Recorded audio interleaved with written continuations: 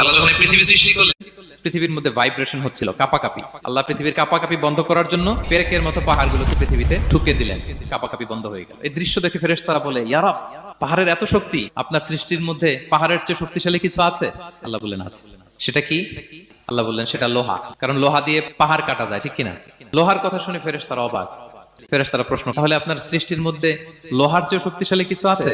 আল্লাহ বললেন আছে। কি সেটা? আন্নার, আগুন। কারণ আগুন লোহাকে কি করে? গলিয়ে ফেলে। ফেরেশতারা শুধু অবাকই হচ্ছে।